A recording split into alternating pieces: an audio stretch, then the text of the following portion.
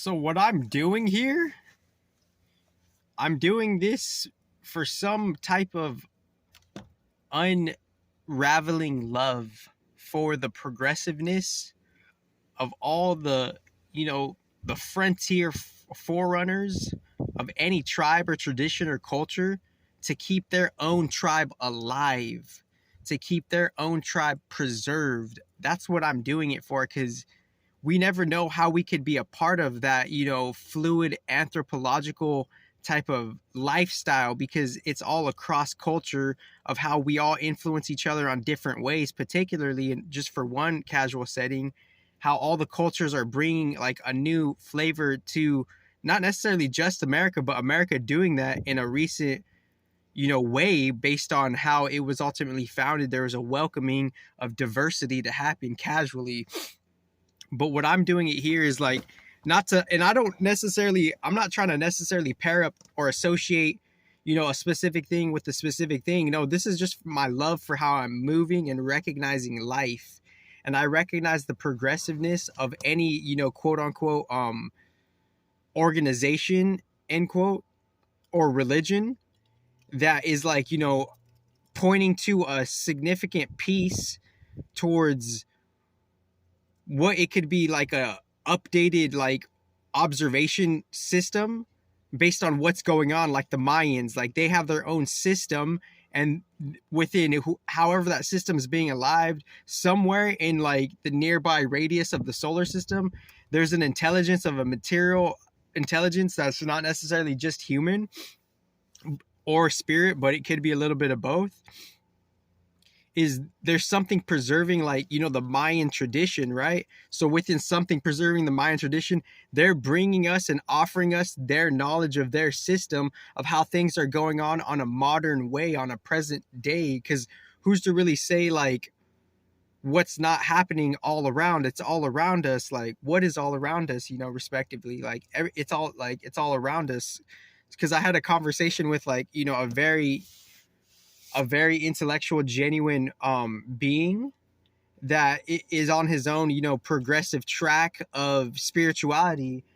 And who's to say like, it's not to say it's pivoting out of the comparison and how we could like, of course there's going to be comparison and competition, but knowing when to pivot out of the comparison and the competition so we could find like a different type of like, psychological to spiritual or whatever homeostasis within let me just spray myself. Lavender hand sanitizer on, or maybe should I get a face wipe? Spray you. Wow, spray that. Live, live, motherfucker. But anyways, so the conversation I just had was me initially having an inquiry, me following on an inquiry, and a situation created some type of, physical query. The query was being filled upon. We're following up on the freaking query. And the query is, it pivots out of the digital realm, So that's like, for how do we ultimately transcend the digital realm, is seeing how we pivot out of it. Because these are particularity nuances of transmutation and transition and quote unquote transcendence, end quote, without, the detrimental etymological spells that are just happening. Because this is like we're living through anthropological influences that we don't necessarily know that we're in, because we're resetted as a human being, and the human being is catching up to what has already been, what's going on right now, and how we have a unique anxiety and how we're worrying about the future. All we really got to do if to not worry about the future is to put our best foot forward. So that's on an overall level. So if we do that, that could probably cure the anxiety. And like I'm like underground on this shit, so like, there's probably a different query where like how to cure anxiety, my unique answer. Okay, so that's what that's what the beneficial balance technology and the data industry could do for us within how it has unknown realizations of what is the foundation to the algorithms at large before the solar system and before the galaxy in general, respectively. Because this is mature intelligence, and how you could be correcting my logic, what intention is that coming from? Is there a bias there? Why? Because there's some type of like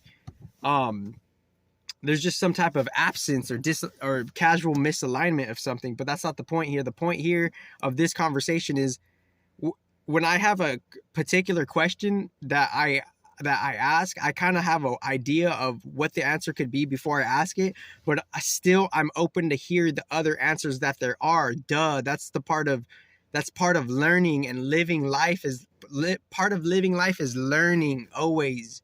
And with learning obviously comes observing and listening, obviously, but like we're like, for some reason, like, you know, some of us don't want to do it for whatever reason, and that's not the point here. Because like I recognize, like, if we don't recognize something and what we want to change, we could never change it. But that's the thing, we might not recognize it. We might just be caught up in our stubbornness. We might just be caught up in our, like, you know, miserness or whatever, or you know, our or just like our, like, you know, however we could be caught up in anything. That's not necessarily good or bad. It's just for us to see how we could to see like what it's trying to teach us, you know, why is it here, you know. But what I'm doing here is because I have some type of love for like how there's a progression of things that could ultimately, like, in turn support everything. So what we feed, that energy force in itself, that's the energy force that's gonna like help us out regardless of literally anything on the original metaphysical level, you know. Because, you know, like, you know, that's popped up, where was the original influence? Like, let's test let's test the accuracy of what you're saying technology and innovation is. That's why I'm bringing that up, for that particular reason, to see if your stuff is on par on a neutral general level. And so it's like, where is the standards for that shit, you know, all of that shit?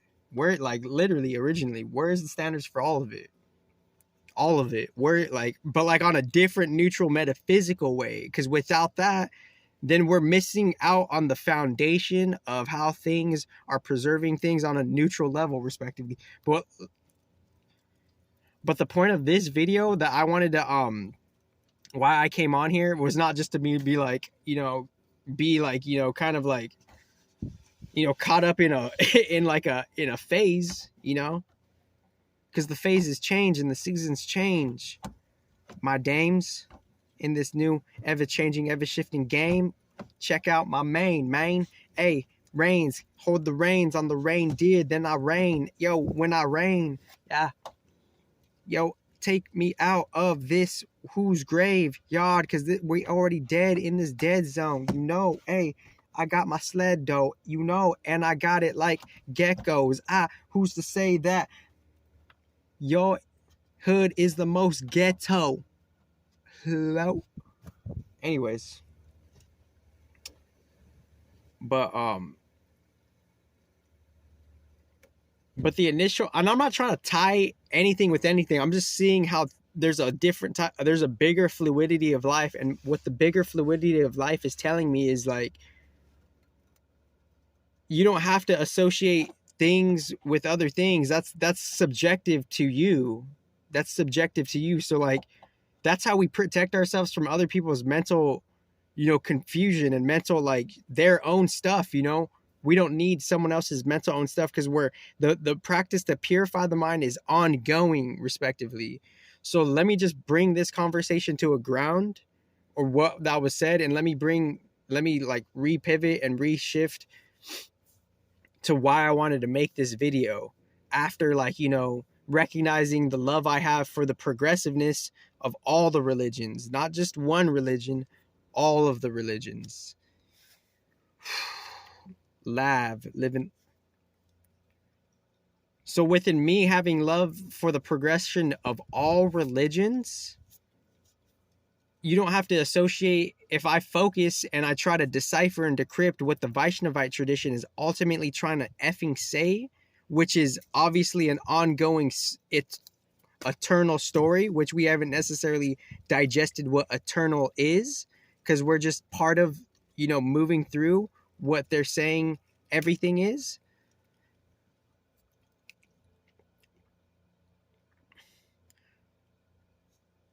But within a part of saying what everything is, there's a particular type of refinement of a specificity of an inquiry, a particular type of refinement of a specificity of an inquiry. What does that mean? It's asking a certain question, how whatever claims that you're making, generally, how are they true? This for all of you Vaishnavites, respectively and neutrally, on the planet and the solar system and the galaxy, because that's the general in between the spiritual material tier of life. So within that tier of life, how could something be happening of whatever you're claiming to happen? So respectively, let me bring it to more grounds here. So neutrally, non-biasedly, the conversation is gonna be about Krishna. So what are we gonna talk about Krishna?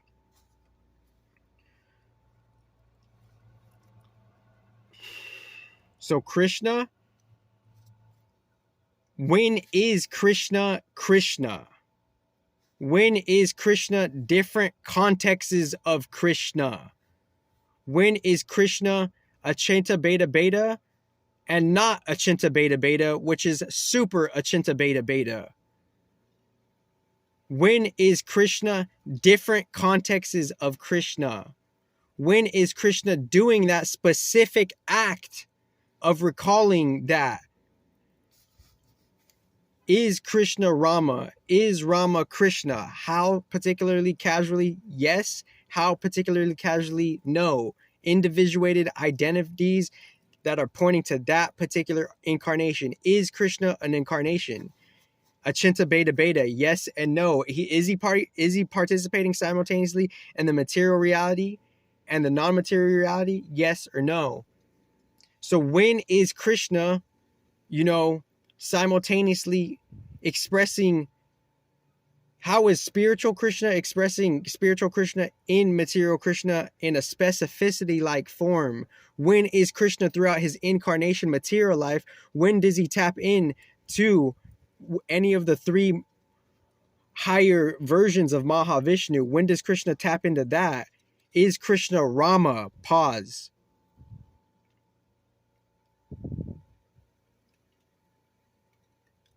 Because I just had this conversation.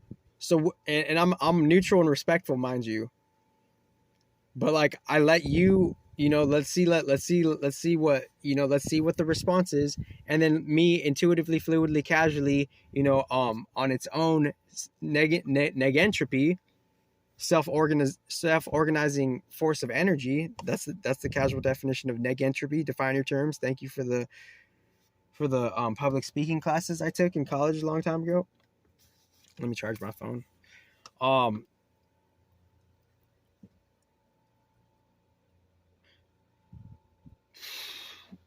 So Krishna has Rama uploaded within him, so it's already interfused and interformed. So Krishna is the update of that. So that's how Krishna is Rama, and Krishna is God. So, but like, who's to say, like, when he's just more material throughout his life, what time span within the time segment, the time span, and the time period, when is Krishna everything else?